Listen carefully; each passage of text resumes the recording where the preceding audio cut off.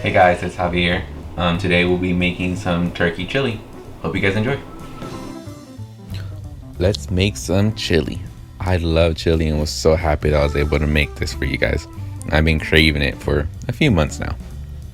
We are going to start off by chopping up our onion and garlics. Add around half an onion, and if you feel like if you need more, you can always add some. We're going to first slice the onion and rotate it, and then slice again, diced onion. And there we go. Let's peel our garlic and mince them, meaning cut really small, or as best as you can. We're then going to have our seasoning mix ready by mixing it in a bowl.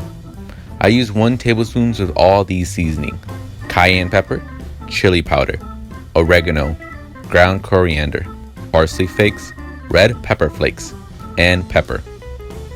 If you don't have any of these, don't worry about it, you can still make the recipe. We're going to mix the seasoning up until well combined. We're going to turn on our chili pot to medium and add some oil to coat the pan. Then add the onions and garlics once the pan is hot. Hear that sizzle? That's what you want to hear when adding onions and garlic to a pan.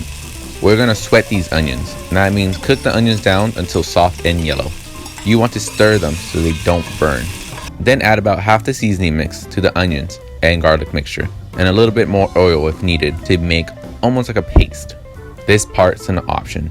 You can add meat to the chilies or not. It's up to you. We are using 2 types of bean, and that gets you enough carbohydrates and proteins for the day.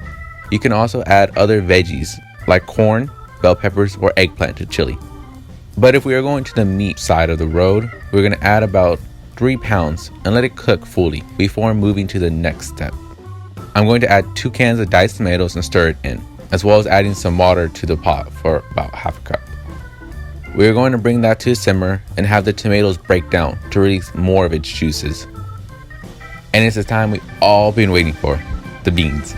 If you guys haven't watched our video on how to make beans, make sure to hit the link in the description to watch it. I use red kidney beans and pinto beans for the chili, but any bean works. Canned beans work great as well. I added some of the water in the beans to retain the flavor. Add the rest of your mix of the seasoning and a touch of salt. Make sure to mix well and stir occasionally. We're going to let it simmer for about an hour to bring the flavors together and thicken up the chili. As it's cooking, do not be afraid to add some more seasoning if needed. I added some garlic and onion powder to add more flavor that I felt was lacking. In about an hour, our chili is ready to serve. We can top it off with some great toppings like cheese, diced onions, and lime, and/or green onions. A side of rice or cornbread goes great with this chili. Hope you guys enjoy this recipe, and let us know if you tried it and enjoyed it. Talk to you guys next time.